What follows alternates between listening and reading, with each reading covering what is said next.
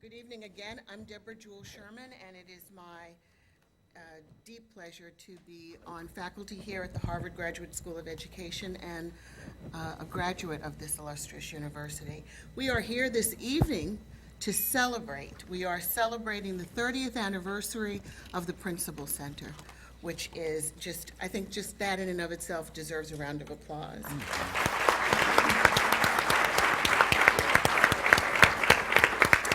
And we are fortunate to have many of the leaders of that initial effort in the audience with us this evening. We're also here to celebrate leaders in the education sector. Marian Wright Edelman, someone who I admire deeply, has said it is always the right time to do the right thing. Service is the rent we pay to be living. It is the very purpose of life and not something you do in your spare time. If you don't like the way the world is, you change it. You have an obligation to change it. You just do it one step at a time. If we don't stand up for children, then we don't stand for much. I'm doing what I think I was put on this earth to do, and I'm really grateful to have something that I'm passionate about and that I think is profoundly important. Certainly, that could be said about the role of principal. Any principal worthy of that title, those words speak profoundly about why they do the work they do each and every day. That quote certainly can be said about the three distinguished members of the panel here today. The first that I'd introduce to you is Dr. Roland S. Barth, one of the founders of the Principal Center. Currently, he is a consultant to schools and school systems and state departments of education, universities, foundations, and businesses in the United States and abroad. He received his bachelor's degree from Princeton and a master's and a doctorate in education from here at the Ed School. Dr. Barth has received a Guggenheim Fellowship that occurred in 1976 and soon after joined the faculty here at the Ed School. While here, he was the director of the study on the Harvard Graduate School of Education and Schools, founding director of the Principal Center, and of the International Network of Principals, Centers, and Senior Lecturer on Education.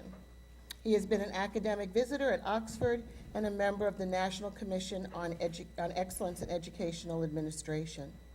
He's the recipient of honorary degrees and most recently the recipient of the Alumni Award for Outstanding Contribution to Education from his alma mater, the Ed School. He is the author of many, many books, but one thing that I know is near and dear to his heart is that he is happily married and the father of two accomplished daughters, Joanna and Carolyn. He is a sailor and can be seen, if you have a telescope, sailing from Maine to Florida. And he and his wife, Barbara, live in Maine, Florida, and Boston. Roland Barth.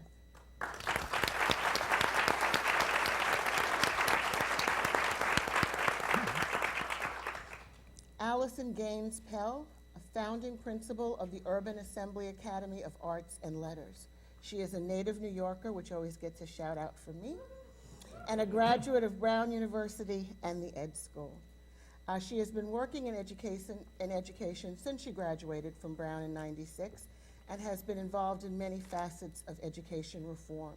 She was on the founding team of New Leaders for New Schools, which many of you know is a national nonprofit organization focused on training urban school principals. And she has also served as Director of Partnerships at Pencil. Public education needs civic involvement in learning.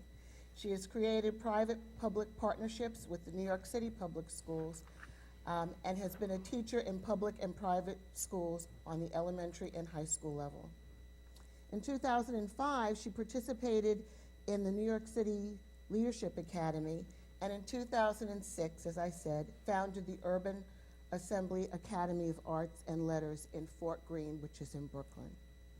One of the things that it's important to know about her is that she too is happily married with two children a bit younger.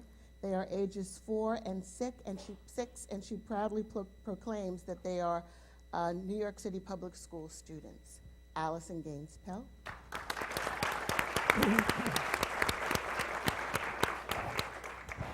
Dr. Irvin Scott, Deputy Director of Education for the Bill and Melinda Gates Foundation. Irvin currently holds that role. in which he leads grant making for empowering effective teaching and teachers in the college-ready strategy of its education division within the United States. In this work, he will focus on the Foundation's work in intensive partnership sites and accelerated partnership sites. Prior to joining the Gates Foundation, he was appointed as Chief Academic Officer for the Boston Public Schools, where he was responsible for the academic programming of the school district. We first got to meet in 2006 when Irvin came to the Harvard Graduate School of Education as a member of the Urban Superintendent's Program. After an intensive year of coursework, he interned with Dr. John Deasy in Prince George's County. And at that time, he led a team to plan and implement the district's new Leadership Development Office for 225 principals. What is most important, I think, on a personal note about Irvin, is that he is happily married and the father of 3 sons, Dr. Irvin Scott.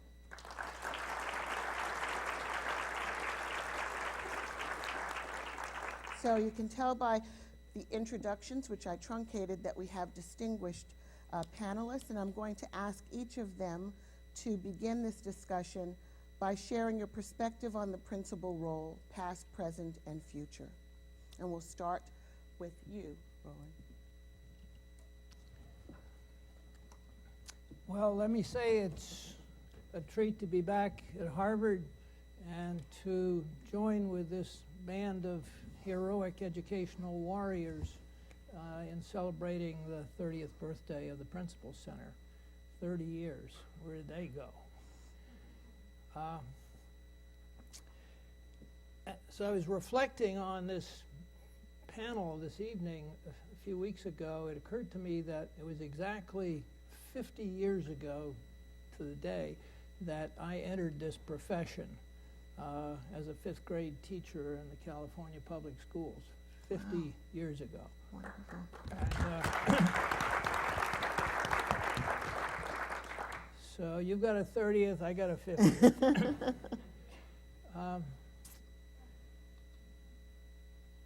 E.B. White once wrote, "We are as a pea vine sprawling in search of a trellis." I like that metaphor. The farmer in me likes that metaphor. And causes me to ask the question, so what's the trellis in our profession? What is it that we search to latch on to and which grounds us?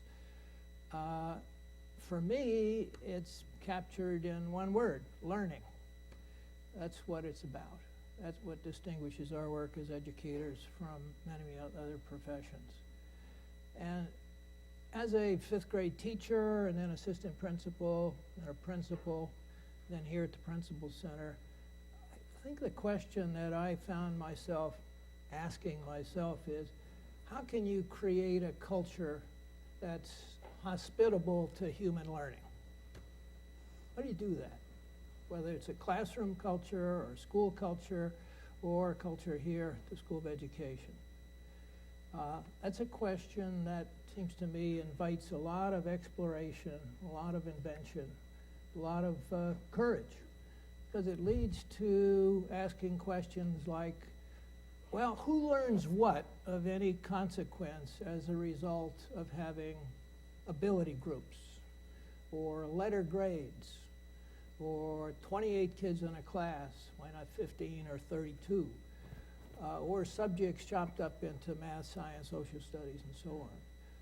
Presumably, we engage in those policies and procedures because we think it's going to get somebody's learning curve off the chart. I always used to try and connect those policies and practices with what I observed kids and students and teachers and parents doing. And often they didn't fit very well. And that, of course, leads to the question, well, what's a better way to do it? And I think it's a question that is part of the future. It's a question certainly for me in the past, and it's a question in the present here. So a continual search for the conditions which promote profound levels of human learning is a search that I commend to each of you, as it has been a trellis for me. So with that, I'll stop. Thank you so much. Allison? I haven't been around long enough to know what the past was like in terms of being a principal, but I can speak to what I think right now we are facing as school leaders and what I hope for the future. I guess there's two things I would say. The first is that we need to become much more heavily invested in our communities. And by communities, I don't necessarily just mean parents. I actually mean the adults who live in the communities that we serve and the adults who serve the communities that we serve. So thinking about how, kind of the ways in which a school is an articulation of hopes for its children, and also the ways in which we can engage the adults in profound learning. I think that question is right on. And we've been thinking at my school about how do we create an environment like that? How do we distribute the leadership and create teams of teachers and create experiences that teachers engage in that actually change the way that they think and that actually change what's happening in their daily interactions with students, literally on the minute-to-minute basis. And it ties to the second thing, I think, which is that we need to have going forward, I think we all need to kind of hunker down and get much more invested in teaching and learning. And I know that sounds crazy because that's what we all are here to do, but the forces from outside and the kind of the landscape nationally of what I think we're all facing and sort of we're in a negative place, I think, right now. I think we need to kind of turn our attention back to what happens every day for however many minutes between teachers and students. And how we do that, I think, there's lots of different ideas about how we do that, but I think that's really the most powerful role that a principal can play, that a school leader can play, is turning inward and looking at the minutia of instruction. So I guess I'm saying two contradictory things. One that's about really mobilizing the adults in your community, so about really thinking about teaching and learning and conveying a sense of curiosity and wonder about that process, even despite all that's around us. And Irvin? So I'll build on that point around effective teaching. One of the reasons why I went into the principalship many years ago was that I loved teaching. I had a passion for teaching. I taught for 11 years at a high school, English, and my life was personally impacted by great teachers. I can remember Miss Scritchfield, my ninth grade English teacher. Some of you may have heard me talk about her. She told me one day that I had to do something. I didn't think I could do it. I ended up doing it. It revolutionized the way I thought about myself as a learner, as a person, and I ultimately went into teaching. So the teaching profession, I think, in terms of past, present, and future, will always be sort of the center of where the principalship role should be located. I think in many ways different principals struggle with that. So some principals see the teaching role as the heart of what they do. Others don't see it as the heart of what they do. But I think to the extent that great leaders see the teaching role and understand how to sort of protect teaching and ensure that teachers come together and collaborate with one another in a thoughtful way, I think that's actually one of the hopes of the future. Especially as it relates to, people have heard a lot about teacher effectiveness, and people are talking a lot about what does it mean to be an effective teacher? What are the characteristics of an effective teacher? I would hope that we make sure that we connect that conversation with also effective principalship, effective principals. What does it mean to be a great leader supporting effective teachers in a school environment? Critical question for the future. The other thing that I'll say real quick about the future, where I think there is a huge opportunity, is with respect to the Common Core state standards. So to the extent that principals understand the importance of curriculum and standards and just being an overall instructional leader, I think the role of strong principalships for the future, I'm positive about that. Effective teaching, Common Core state standards are two things that give me hope about the principalship in the future. Okay. I'm going to start questioning with you, since you're on a roll. How is the sector changing, and what does that mean, in your opinion, for the role of principal? So I'll just start with the Common Core state standards and teacher effectiveness. One of the exciting things about the national conversation is that we are actually talking across multiple states about having similar standards from state to state.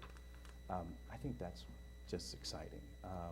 So the fact that you could actually get to a place where Massachusetts standards were not just unique to Massachusetts, but they are also the similar standards that Tennessee has, or California, or Texas one day also has.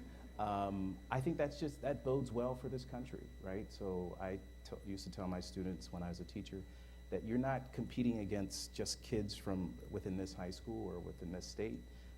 You're going to be competing against kids who can actually take your job and never leave their country. So to the extent that this country has national standards, I think that's really, really exciting. The challenge, of course, is that you have to ensure that a whole cadre of principals all across the country understand the importance of standards, the importance of linking standards to curricula, the importance of linking standards curricula to lesson plans and effective teaching and so forth and so on. That's a heavy lift, but I have hope, given the fact that we are actually having a conversation about national standards. The other thing has to do with teacher effectiveness. I'm really, really, really excited about the conversations around teacher effectiveness. If you're familiar with the Measures of Effective Teaching study that Tom Kane is leading as a part of the Gates Foundation, that's another exciting area. The idea that we could actually get to a place where there's common language and common set of understandings around what great teaching looks like is pretty exciting. And I think if you look at other professions, they have common standards around what does it mean to be a great physician? What does it mean to be a great accountant? What are the standards of the practice? Not always the case with respect to teaching. You go to one teacher, they do it this way, that might be considered good, may not be considered good. Trying to get a common understanding of what great teaching looks like.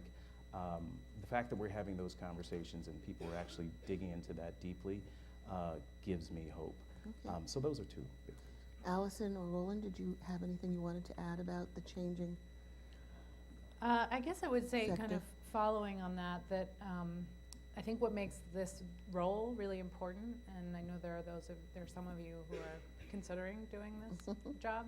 I think in light of Common Core Common Core is exciting because it's fewer more, and they're good, Deeper. which I can't believe I'm saying out loud because I've always been kind of an anti-authority kind of person, but there it is. I think they're really good, and I think that they are really worth investigating within schools. I think what's hard and why this job is really important is that there has to be kind of a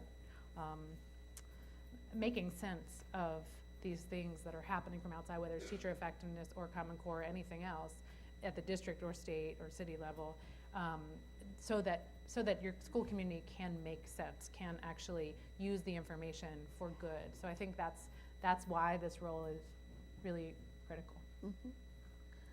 Roland, you talked about learning, being at the center of how we think about the work and how we think of ourselves as professionals. How does increased accountability change the demands on principals, as well as the principal's role as an instructional leader? Clearly, accountability is being ratcheted up these days in every one of our lives. I find beneath the culture of most schools a very corrosive message. And it goes something like this: learn or we will hurt you. Think about it. Think about all the ways we have devised to hurt people who don't learn. Johnny, if you don't get your multiplication tables down, you're going to repeat 6th grade. Sally, if your handwriting doesn't improve, I'm getting your parents in here. You're going to have to come to summer school. You're going to the principal's office, and so on and so forth. Learn or we will hurt you is a form of accountability which I think is pernicious. When you pair learning, which is this wonderful, God-given, natural enterprise that, you know, 1-year-old babies come into the world with, pair that with punishment, you really extinguish not only short-term learning, but long-term learning. I'm reminded of a visit I made to a high school in Pittsburgh area, and it was right after the final exams and before graduation. As I walked onto the school grounds, I saw a big 55-gallon drum and a fire in it and students around it throwing stuff in. And so being a good Harvard researcher, I said, "What's up?" And they said, "We're burning our notes, our books. We're out of here." And I thought of all the teachers and principals and parents who had busted their butts, you know, trying to promote learning for these kids, and they're giving us an exit interview, burning their notes. Mm-hmm. That's bothered me ever since, and I've been trying to make sense of that. And the best sense I can make of it is what those students were telling us is, you can't hurt me anymore. I'm throwing this stuff away and nothing bad is going to happen to me. But what they're also saying, of course, is that my learning is now over. Mm-hmm. I've complied and jumped through all your hoops, and it's done, and I'm out of here. And I think that learn or we will hurt you is a form of accountability that doesn't get addressed much these days, but I found it having more of a negative effect on not only students learning, but teachers learning and principals learning. I mean, to teachers we say, take these courses to get recertified or we will lift your certification. And principals, you must go to this mandatory staff development, you know, or what, you know. So learn or will hurt you is pervasive throughout the profession. And I would just like to introduce that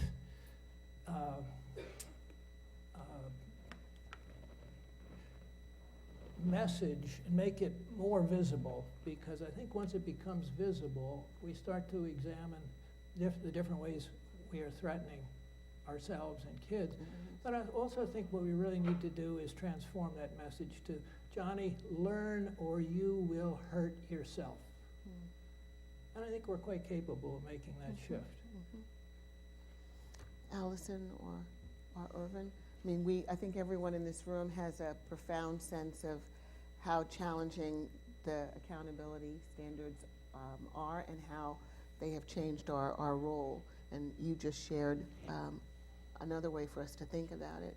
Are there any positives that one can talk about in terms of the principalship and accountability? Does it? So sorry, I wanted to. No, go. So I would say accountability by itself is what doesn't work, right? Okay. So just the hammer without the support, particularly for the principal role. I'm actually personally an advocate of accountability. I think you asked me to do something, you pay me to do something, you should expect that I do it. But what I would say is that if it's just about accountability, if it's just about if you don't do it, this will happen, as opposed to you'll be punished. Yeah, you'll be punished, as opposed to if you're struggling, this is how we will support you. This is how we will develop you. We have a system of development to actually ensure that you're successful. I think that makes accountability go so much better. I think what tends to happen is it's just accountability, right? That's one of the concerns that I have around these teacher effectiveness and new evaluation systems. If it's just about evaluating teachers and it's not about supporting and evaluating, then I think ultimately accountability gets a bad name. But on its face, I think accountability is not necessarily a Okay. bad thing by itself. I Okay. mean, unless you couple it with other things. Okay. Allison, you shared with us that you're newer in the profession than others certainly newer in the profession than I am, and others on the stage. How can team leadership help to create collaborative cultures so that stellar principals like you and many in the audience and aspiring principals don't leave the field and don't feel that they're working in isolation? I guess I think one of the things I like the most about my job every day is that I had the opportunity to hire many of my teachers, all of my teachers, because I started at school, and I love working with them. And I think that finding partners in the work is extremely important. It is an extremely isolating job, and one you just require a person that you can close the door and say, this just happened, and I just need to say it out loud to someone who's going to understand what I'm talking about. And that's true for teachers too. And I think creating environments where teachers are expected to work together, and in the same way, kind of not just expected to, but supported to, and kind of we work really hard to provide lots of different experiences for teachers so that they begin to understand the importance of that collaboration, so that there is this accountability. And accountability, again, has lots of different meanings. We're all accountable to parents, to the kids, in a million different ways. So I think and that is something I think that is changing within education, because we are in high functioning schools, teachers are working together and they are owning much more of the work than I suspect than they used to. I think hopefully it's becoming a much less isolating field to be in, and I think that's a really positive thing that we're working towards. Thank you. Roland, in starting the Principal Center, I think creating a culture, a support mechanism for principals was one of your underlying beliefs, that this work shouldn't be done in isolation, that principals should have supports. Can you speak to how you see that being established in schools today? I think a huge contribution early on of this Principal Center was its success in bringing together principals from the Boston area, like about 1,000 of them, and sharing craft knowledge among them. I mean, every one of you who runs a school or runs a classroom came into this room today carrying with you astonishing insights about staff development, parent involvement, evaluation, so on and so forth. And yet, it was very uncommon for a principal to talk with another principal of a school 3 blocks away about issues that were vital to both of them. And so somehow bringing together a community of leaders and making it not only safe, but expected, that here we disclose what we know to others who desperately want to know it. And that, at the time, now it may not seem such a big step, but at the time this was violating a lot of taboos, and they exist still out there. Another curious relationship is between principals as leaders and teachers as leaders. I wish I could replay the tape of some debates we had on the Principal Center Advisory Board about 1985 about should teachers be able to attend Principal Center events? Should teachers become members of the Principal Center? Should we change the name of the center to School Leadership Center? Should we dignify teachers and let them sit at the table with grown-ups or not? It was a huge, contentious debate. And my own feeling is that teacher leadership is a subject that needs a great deal it deserves a great deal of attention. Because when teachers start taking leadership responsibility in the school, right away you transform the relationship between principal and teacher from adversaries to colleagues. Can't happen unless there's a we. We got to figure out a way to do this. So you've changed the way teachers and principals relate to one another. When teachers start to take leadership, you unlock a tremendous overabundance of underutilized talent that gets left in the parking lot every day. And teacher comes in and teaches 8th grade algebra. That's it, even though they may be able to do 100 other things very well. When you unlock teacher leadership, I think you unlock teacher learning. Our learning curves are steepest when we are responsible for something, and doing it well is going to affect a whole lot of other people. My gosh, learning curves off the chart. Teacher becomes, wants to take on being a kind of technology specialist. Now they got to talk to other people in other schools that do this. They got to read about it. They got to try it and so on. If we want, really, we're serious about promoting learning for teachers, I think we got to be serious about building a school as a kind of a community of leaders. And I've more recently gotten interested in the capacity of students as leaders too, not just high school students, but younger students as well. And there are plenty of examples that I'm sure we've all experienced. Thank you. You mentioned the Principal Advisory Board, and I'd like to just take a minute to ask the current members of the Principal Advisory Board who are here to just stand up, turn around so that people may see you. We are still having those deep conversations. Would you all stand?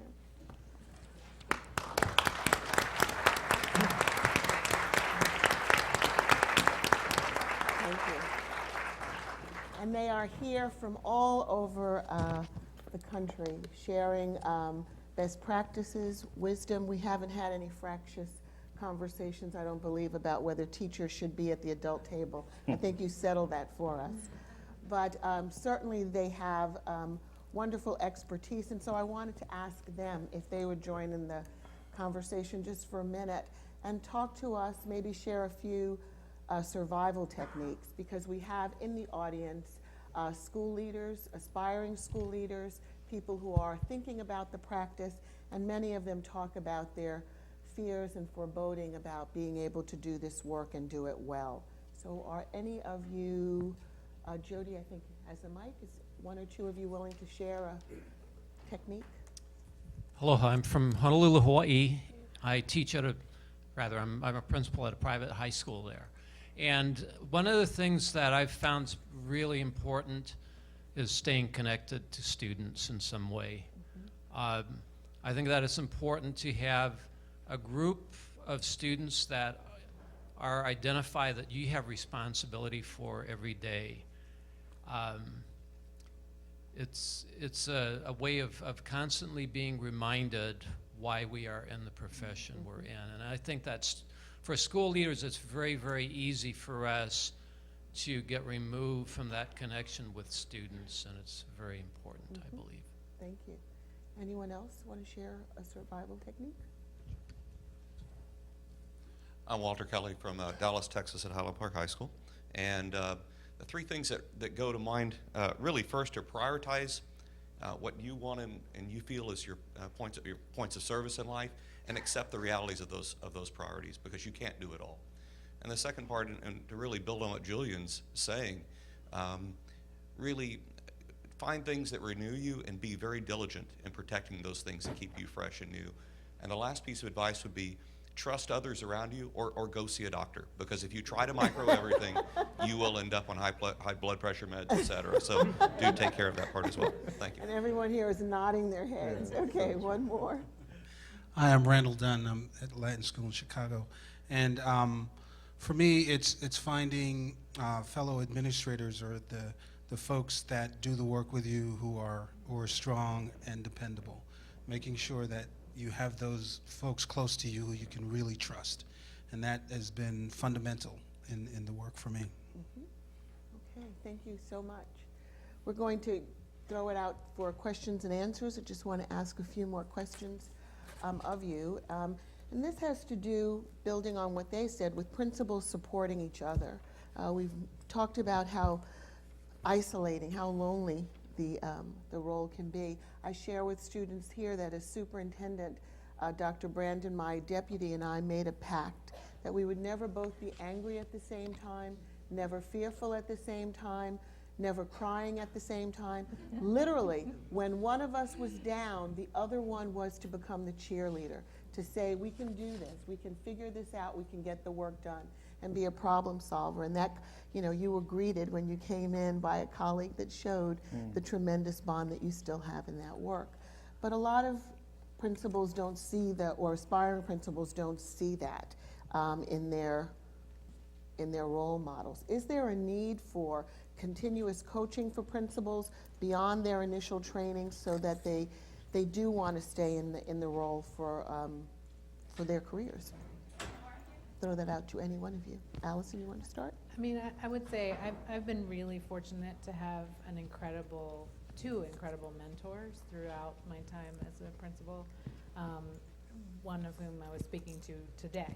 And I think that there is a way in which we have to kind of protect those relationships, and this is a relationships industry. And so figuring out how you get a mentor, even, you know, whatever, informal, formal, someone you know, and I don't even know that they have to have been a principal, although I'm fortunate that mine have been, but someone that you can just speak honestly to, that will listen to you and that knows you and can reflect back to you what you're saying. Mm-hmm. And then I think on the flip side of that is, and something I really enjoy about the job is trying to find people in your own school that you can mentor, because there is actually an incredible relationship that can develop in the work, which is so personal and involves kind of a really deep personal resilience that you have to kind of develop. So I think both of those types of relationships are really important and very sustaining.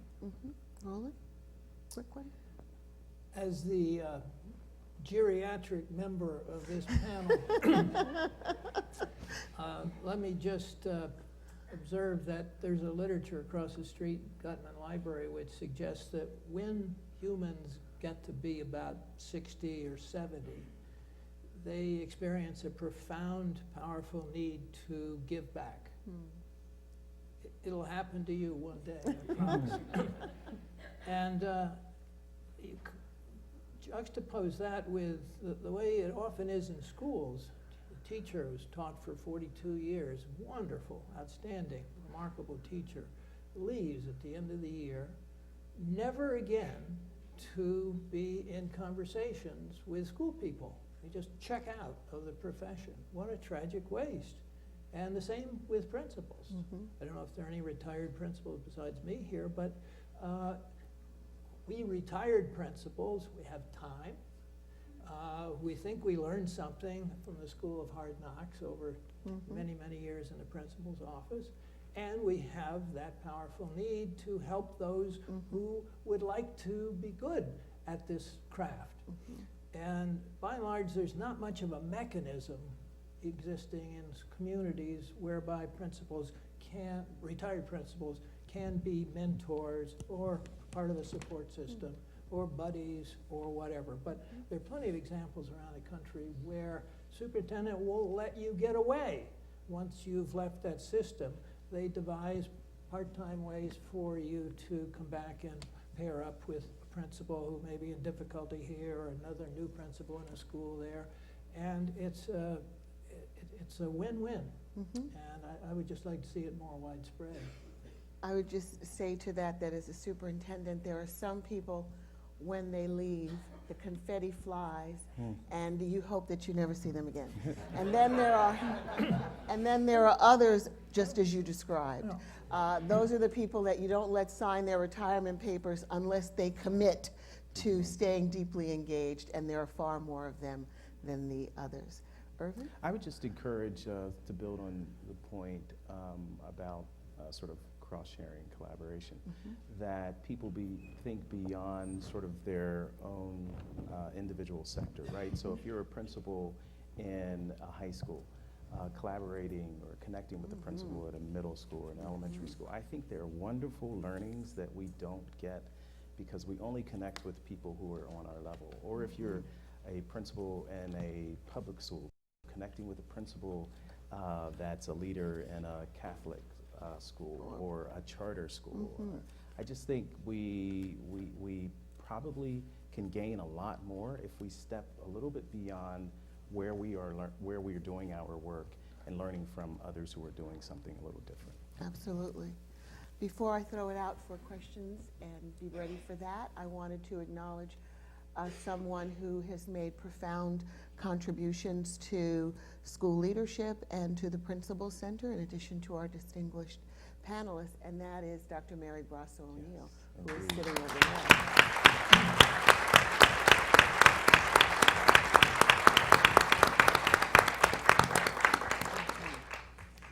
She mentored me when I came here. I mean, mentorship and being a mentee is a lifelong process, isn't it, Roland? It's something that you're continuing to find people who know things and can help you be a better educator. And with that, you have these wonderkins up here. How about some Q&A from the floor?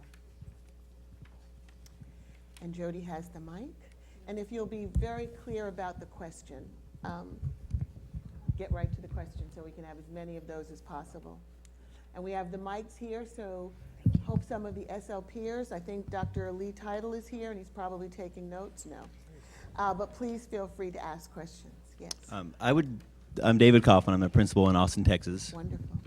Is it working or not? Is this on? Okay. And I would like to propose that the biggest influence on the role of the principalship in the past 10 years and probably into the future has been the high-stakes accountability based on standardized tests.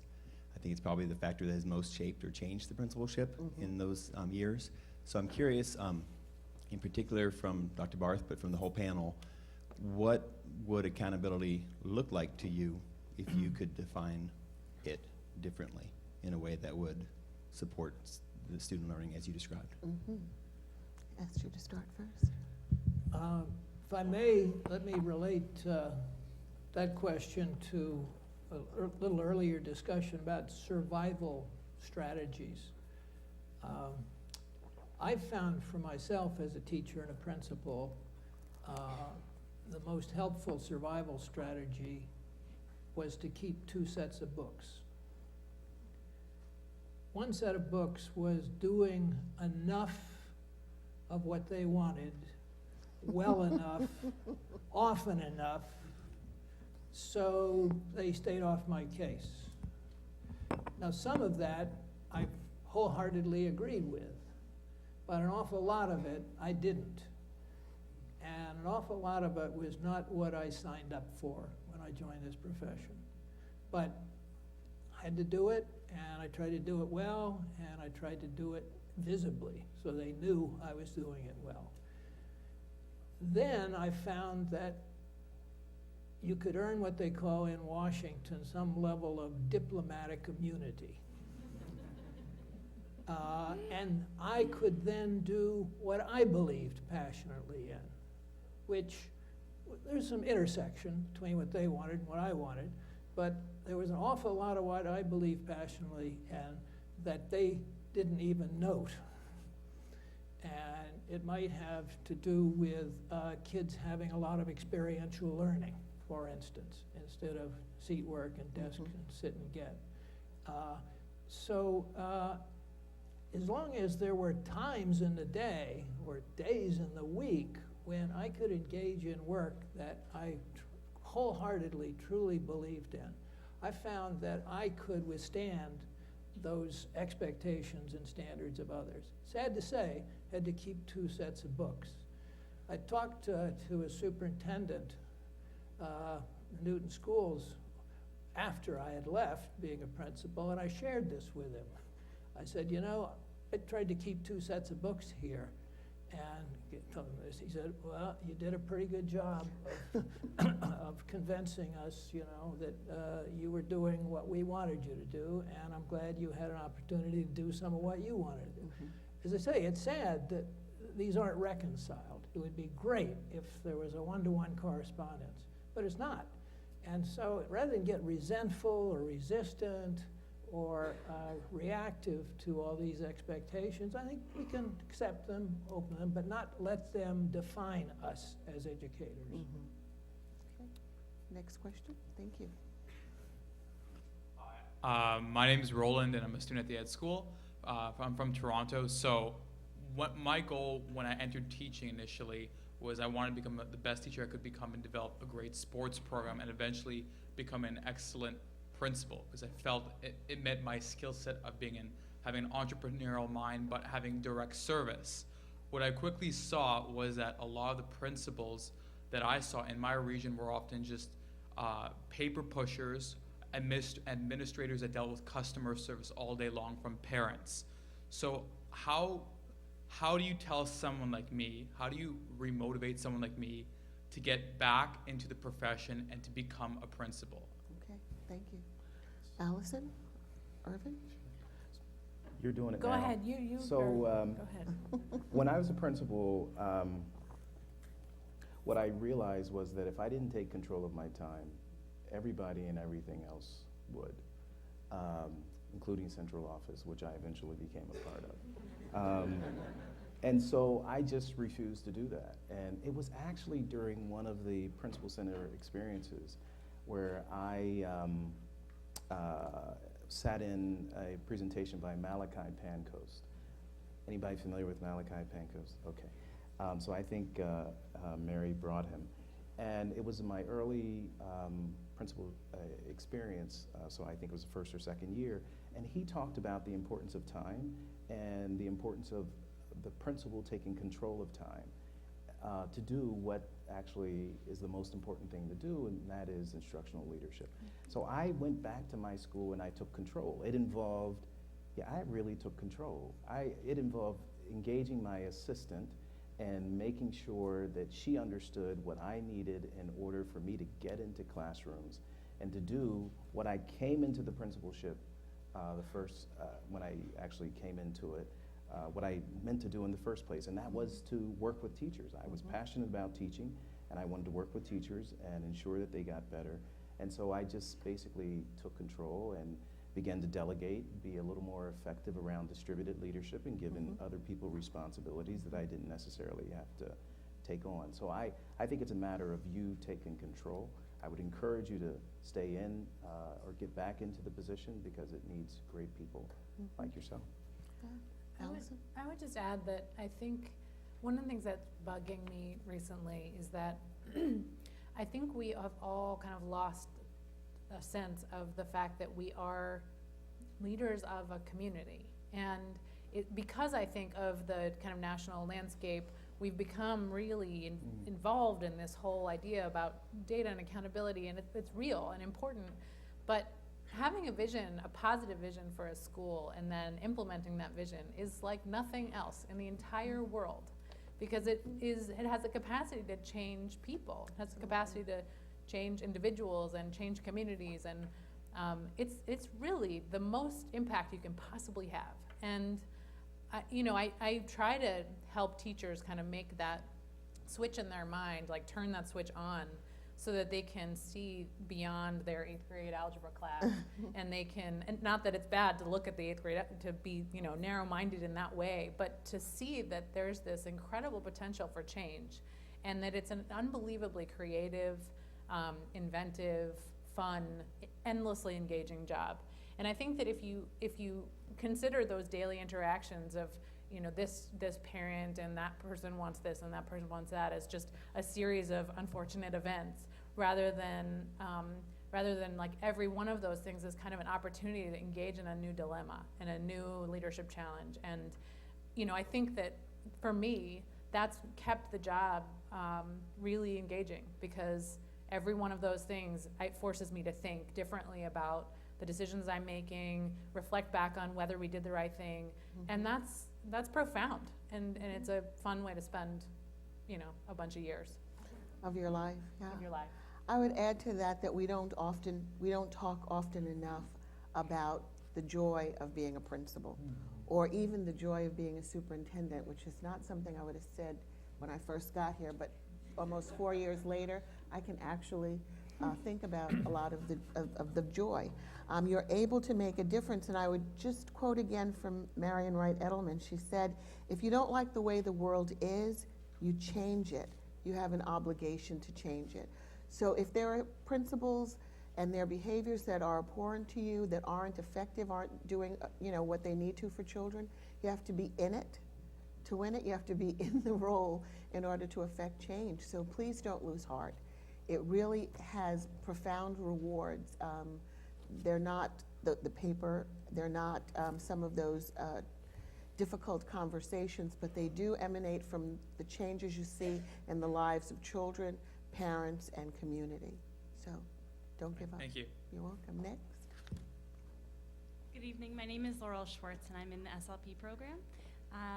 In Dr. Jewell-Sherman's introductions, she mentioned all of your families. And something that we're grappling with as a cohort this year is, how do you have balance in this job? And I would love any insights that you on the panel and those of you who are visiting from all around the country could give. Thank you. Yeah. I would love those insights too. Just kidding. Go for it, Alice. Allison?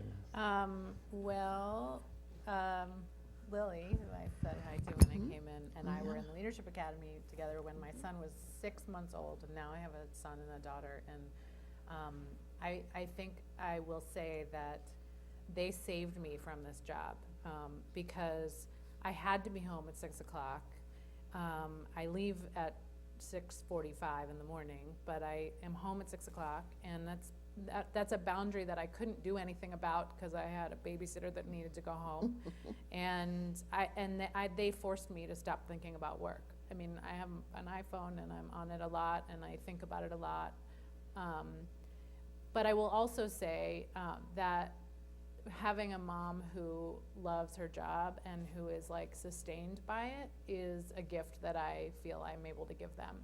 And it's something I saw in my mom, and it was important to me. So I think if you love it, like whatever you love, you got to do, and your kids will understand that. And you'll miss, I've missed some stuff for sure, and I wish I could take them to school. But they gave me a boundary, and that has been really important. And they gave me a reason to be in education.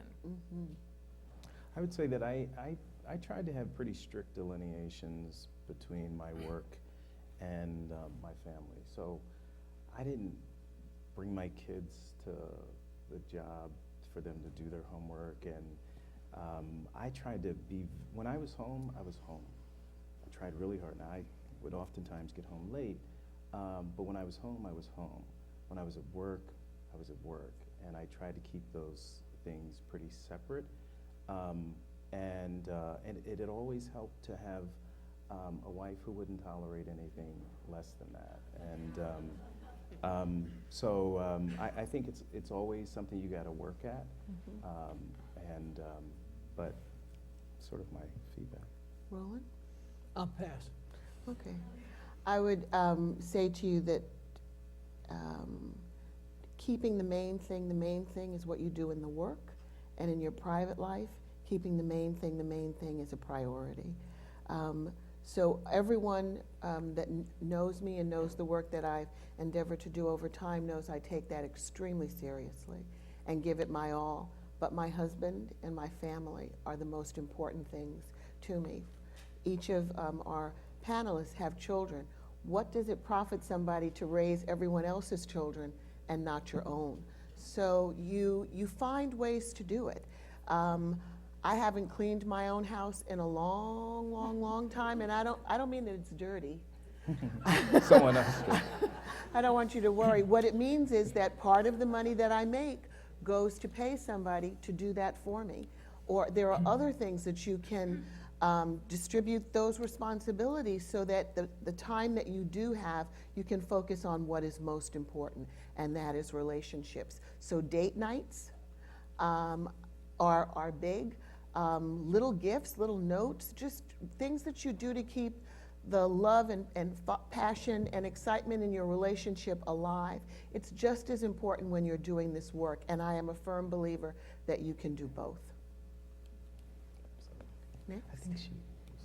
Good evening. I'm Marietta from New Zealand, and and Hi. I'm here as a Fulbright scholar looking at leadership We are happy that you're in here. the Graduate School of Education.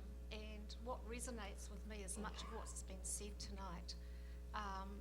Especially interested in what Dr. Barth said about the craft of being a principal, and I wanted to hear more about that.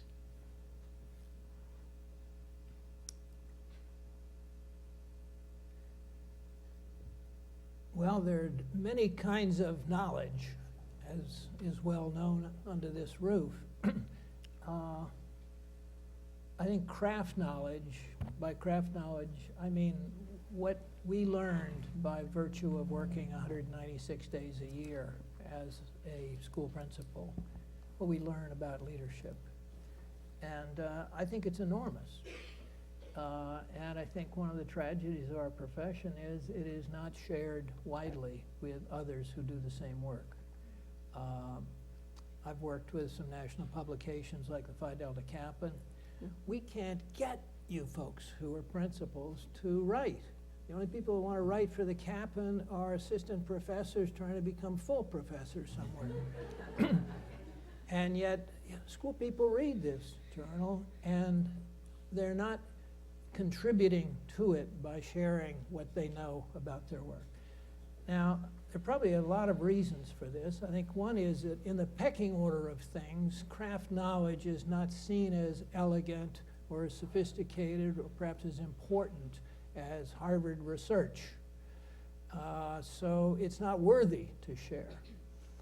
I think another reason is that all too many of us principals are competitors for scarce resources and recognition. So if I share with the other principals in my system what I know about assigning kids into classes next year, you know, you got 75 kids and you got 3 teachers, which one goes where, and you got everybody vitally caring about it, parents and kids and sending teachers, receiving teachers. There's an art form there. But most of us bloody our nose at that every year. Wouldn't it be great if someone wrote an article, the Kappan or Ed Leadership, about placement of children in classes for the subsequent year? That's craft knowledge.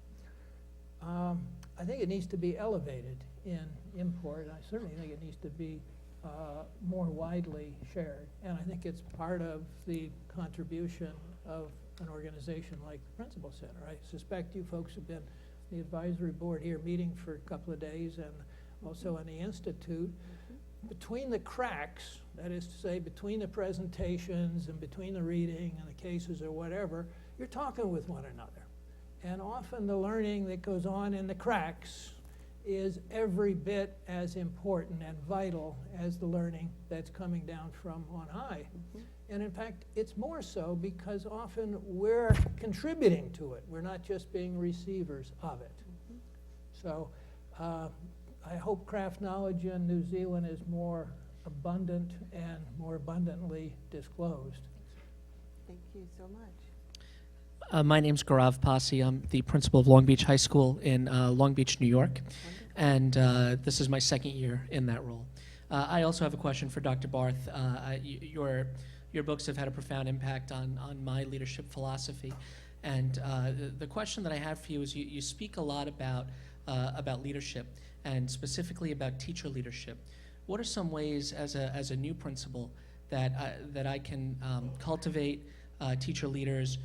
What type of structures can I put into place in my building to help teacher leaders really help to impact the climate and culture of the building? If I may, I'll take a quick response and then let these two folks who are much closer to this question these days than I am respond. Ron Edmonds used to say, all children can learn. I like that. That had a revolutionary effect back there in the 70s. I would like to say all teachers can lead. And we say, oh, some teachers, not all teachers. I know these are kind of the same as we did with kids. Some kids can learn, but others can't. So first of all, have high expectations. All teachers can lead. Or put another way, all teachers have the capacity to become leaders. I when I was a principal, I met with every single teacher, 45 of them, during the month of April or May, and asked, which part of this school next year are you going to take responsibility for? You know? Do you want the supply closet, which you've been griping about? You can have it. You can have it and transform it into the best supply closet in the district. Do you want to be our science liaison with the central office and mediate between them and us? Whatever. They knew this was coming, and so they came to these meetings, not I am going to lead or I'm not going to lead. That wasn't the question. The question was, in what way are you going to pull an oar for all of us? And often there was some resistance, but it wasn't about taking on the additional work. It was more about the insecurity of sticking my neck out, of saying, let's go roughly west and nobody follows, you know? And also, there's a very leveling environment among teachers, and if one distinguishes him or herself from the others, there are repercussions, so on. So mandating this for everybody took some of that load off. The reason I'm leading is because that guy says I got to do something. So all of a sudden, people are suggesting taking leadership for things that I didn't even know needed leadership, but they were passionate about, they cared about, and they were willing to do something. And so when you have 45 people, each pulling an oar, that boat moves.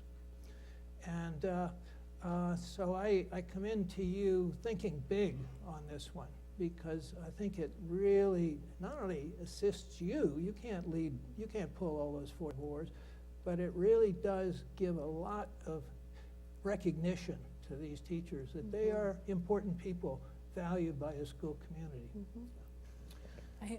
I could talk for hours about this.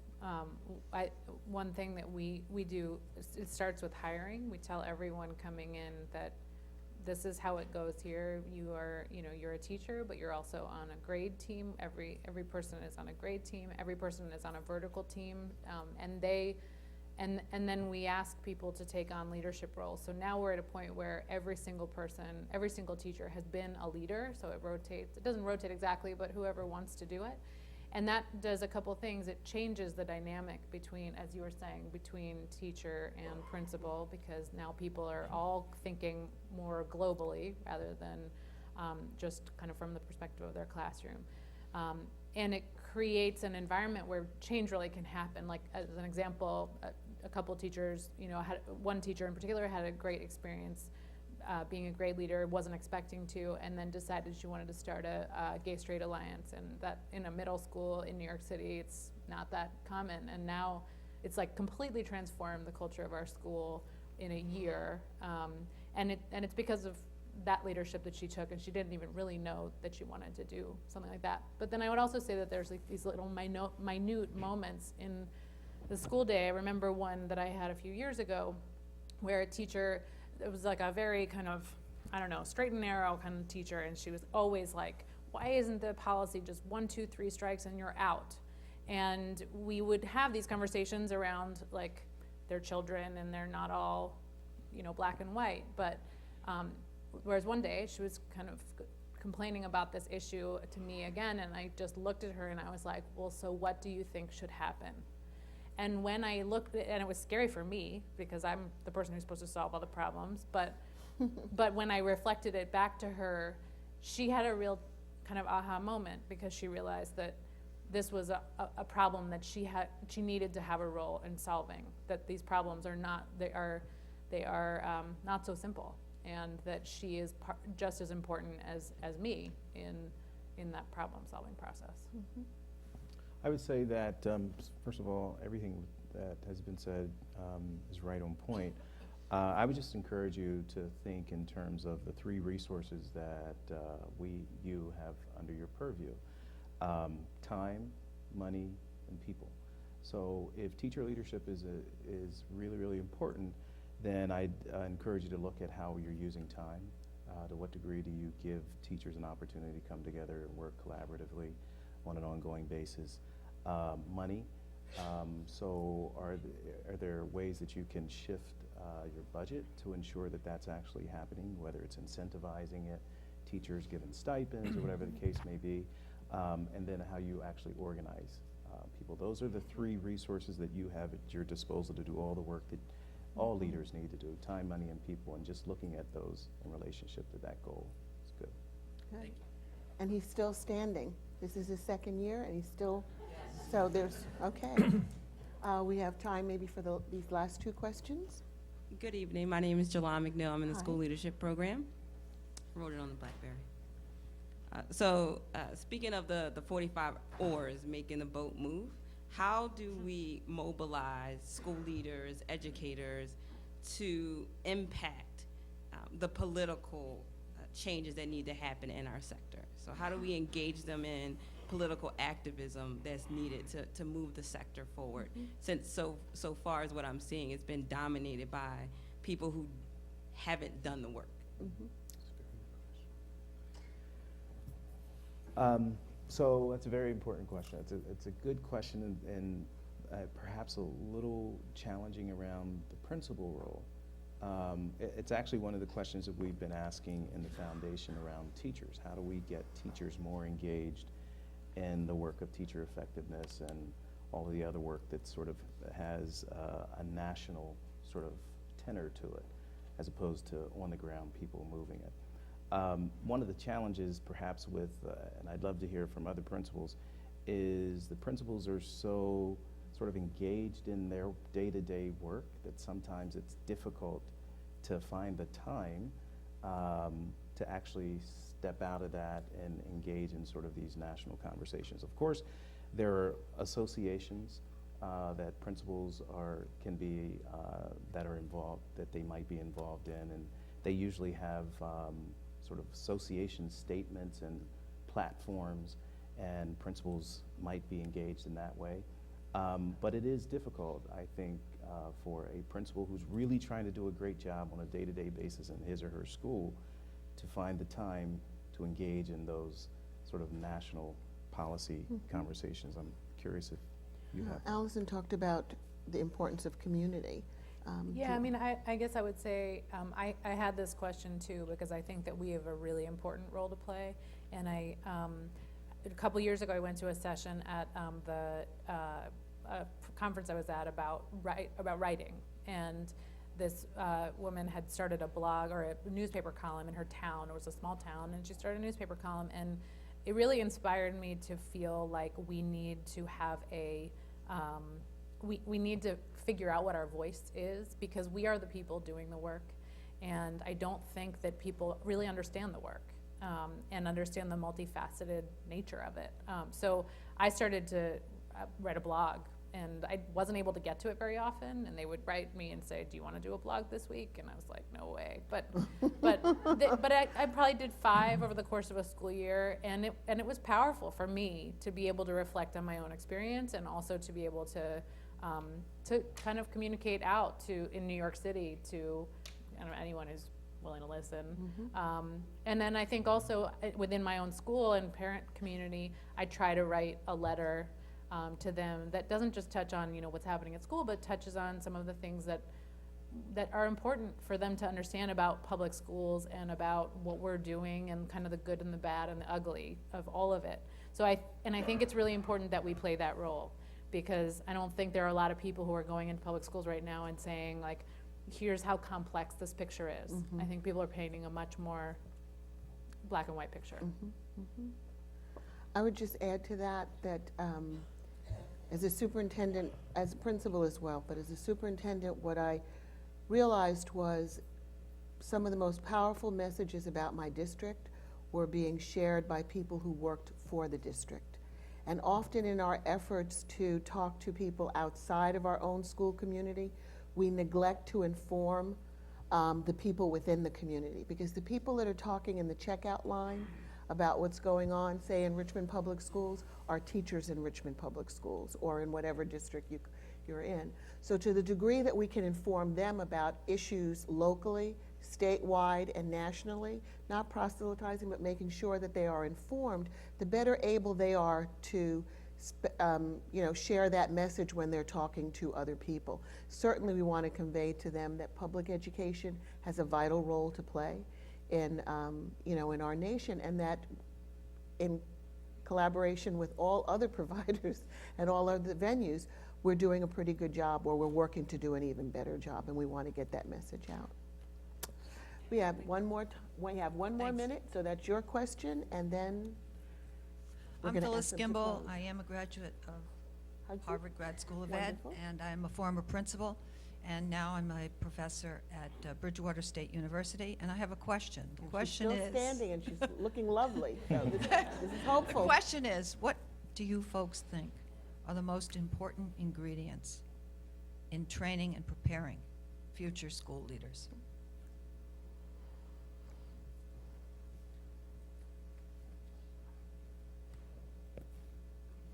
Who wants to start? Well, hi Phyllis. If you ask principals like you folks, in your history as an educator, what had the greatest influence or impact on you in preparing you for this role? The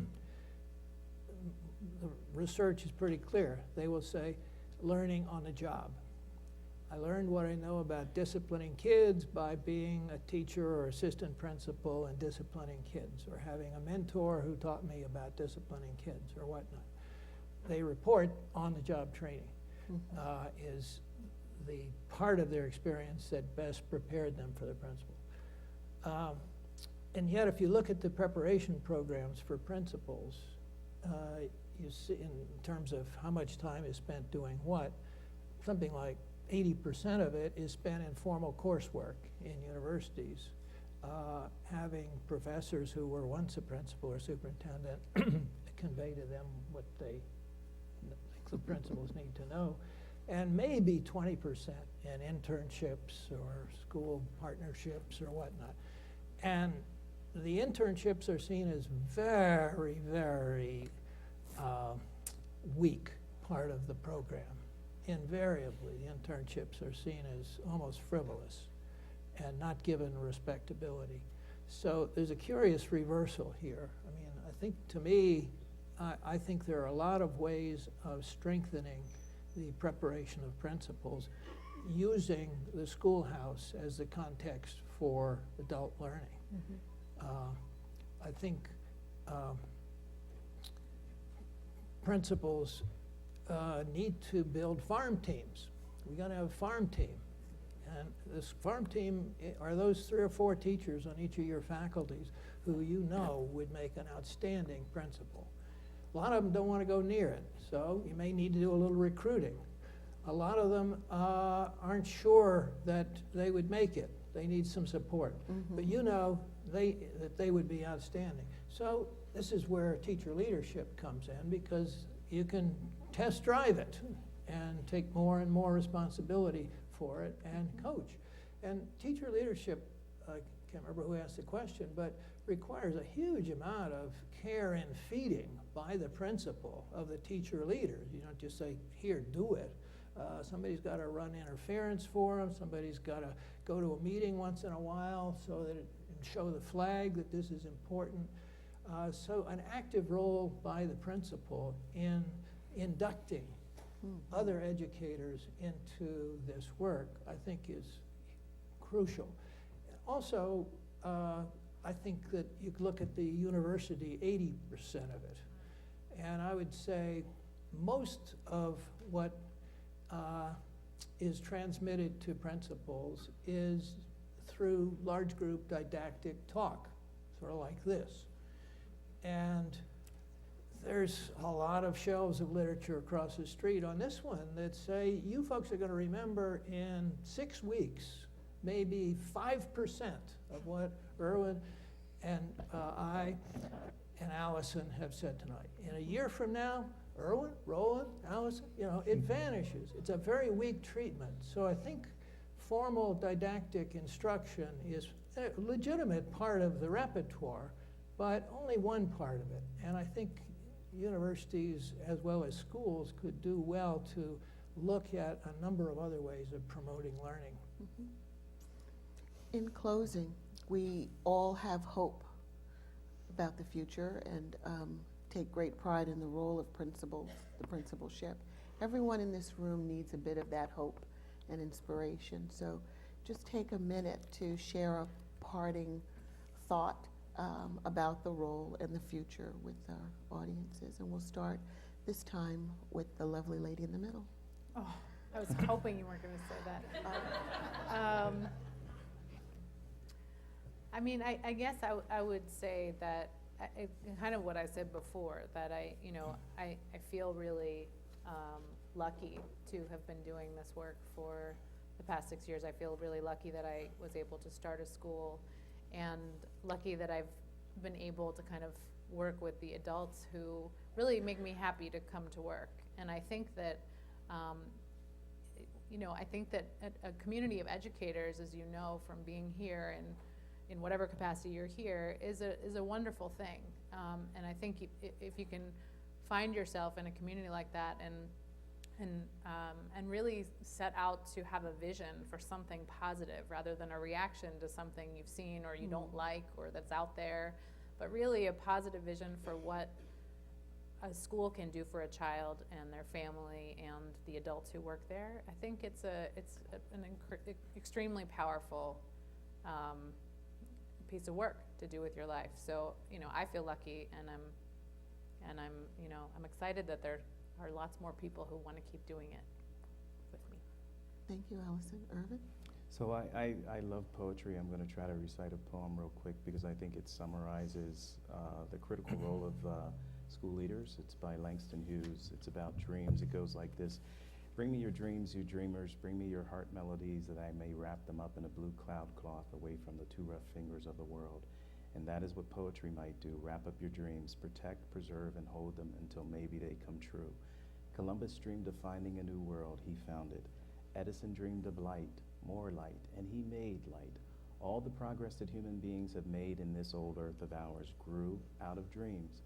That is why it is wise, I should think, to hold fast to dreams. For when dreams die, life is a broken winged bird that cannot fly. Hold fast to dreams, for when dreams go, life is a barren field frozen with snow. So millions of kids come to school every day with dreams. 3 million teachers come to school with dreams, and principals are at the critical space of ensuring that those dreams come true. It will, and I hope it remains, a vital role in our educational system. Thank you. Roland?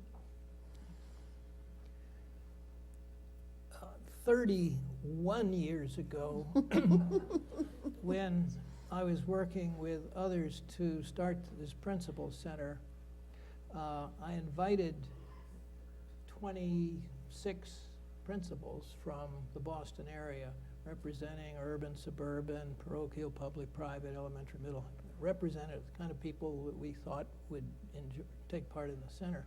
And I invited them to be architects and engineers to come and design a principal center. I didn't know what a principal center was.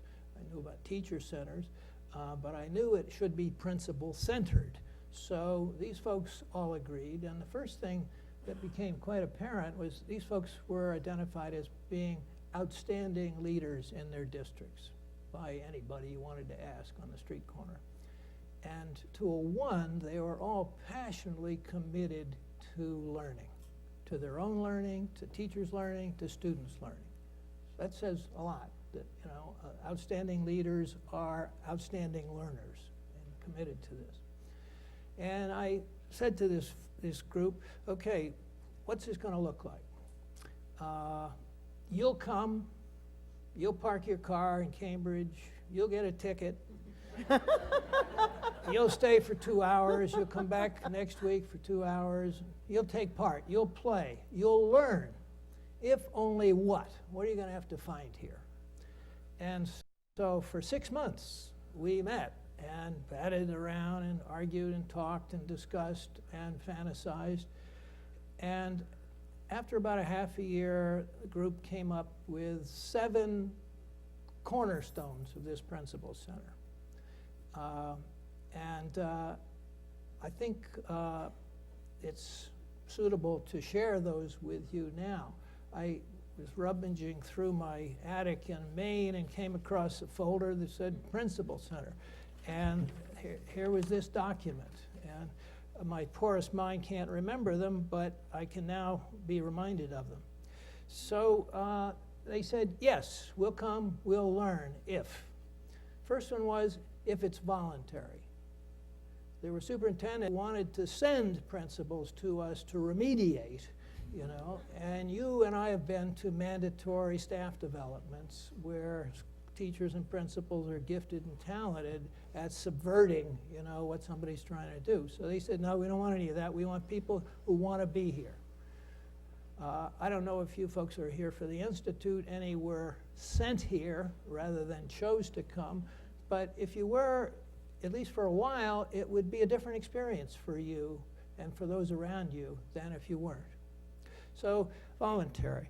Second one was, we want to maximize the differences in the groups that we're taking part in. So if you get the 8 principals in Cambridge together around a table and talk about parent involvement, that's a good conversation. But if you put around a table principals from a parochial school in Boston and from a rural school out in Ashland and from the Bronx High of Science, 5,000 pupil strong, from a school in Kodiak, Alaska for Native Americans, you put them around the table and talk about parent involvement, that's going to be an exciting conversation that I will come over here and not miss. Curiously, in our profession, as soon as differences emerge, we tend to homogenize them and group them out.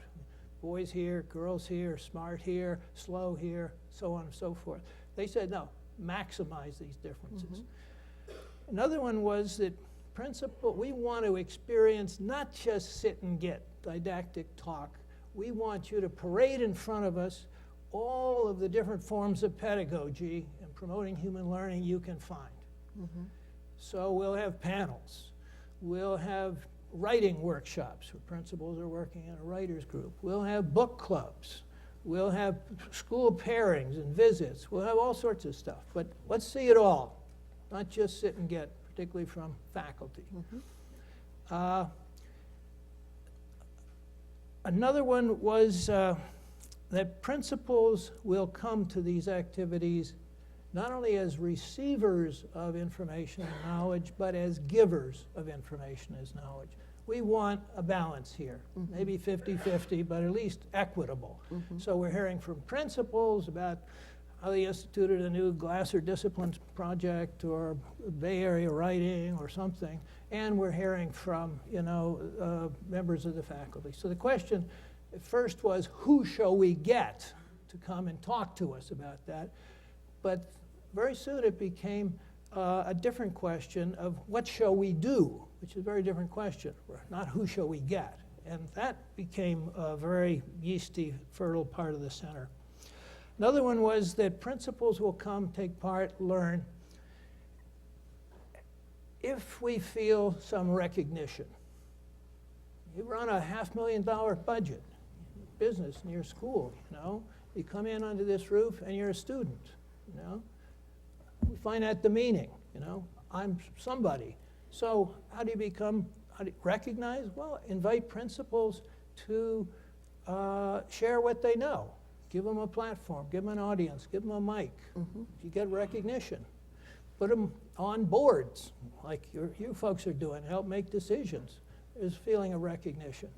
There are a lot of ways that we can convey recognition, it seems to me. We're challenged to find them.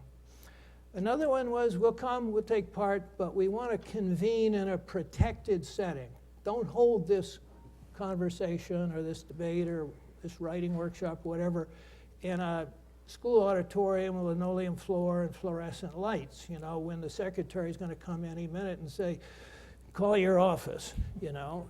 You can't learn when you can't disassociate from the hectic intrusions on your life that come from the school. And universities, if nothing else, are protected settings, walled off from the world. And so it was a perfect setting for them as well. Then a big one was principals will determine what they want and need to know. Superintendents would like to give the lesson plan. Harvard faculty would like to give the lesson plan. The State Department of Education would like to give the lesson plan. And all of them were afraid that if we let principals decide what they want, what they need, they will choose what they want, but not what they need. And only others know what you need. And these principals said, we're going to choose what topics, what issues we're going to wrestle with. Good example, I remember we were having a board meeting of the program group that put together these principal activities, and one principal came in very upset.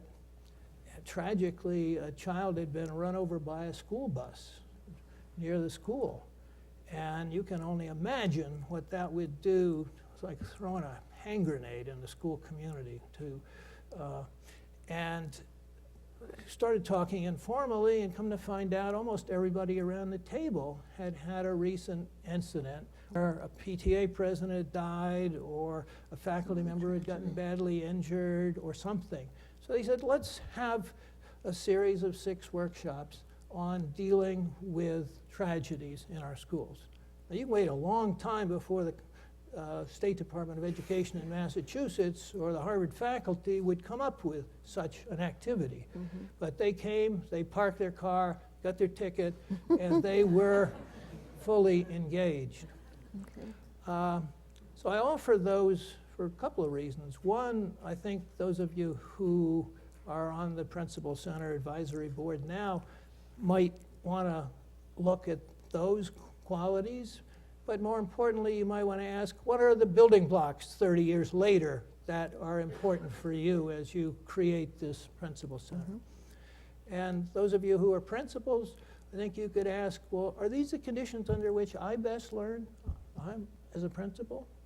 If not, what are the conditions that will get my learning curve off the chart? And are these a kind of characteristics that I provide for teachers and staff development in my school? To what extent are they generic? So it seems to me that one is a learner, particularly in our profession, one is a learner and thereby a leader. And yet, all too often, when we engage in learning, as we're doing today, or for a week or so for you folks in the Institute, we do it out of sight of those in our school. That is to say, I see a whole room full of voracious learners here, but there's not a single kid in Dallas, Texas, or Honolulu who sees what we see.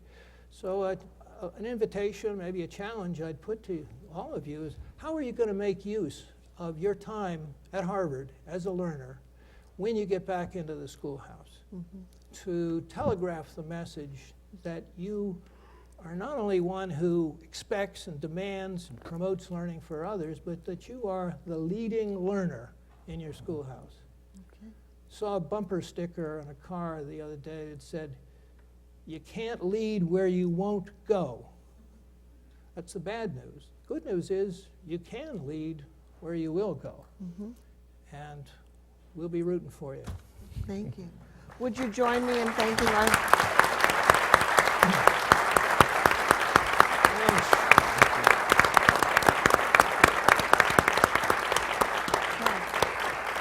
I hope I did my part. Thank you all so very much for being here tonight. We have a keepsake poster that will be a gift to you. Please place it someplace where you can look at it and be reminded that there is not only great hope in our profession, there is great power for good that our leadership allows us to bring about in the schools and the communities that we serve. Be home safe, get home safely. I hope that there won't be a ticket on any cars that are parked outside. And please stop by as you're leaving to greet our distinguished panelists, Irvin, Allison, and Roland. Thank you so much.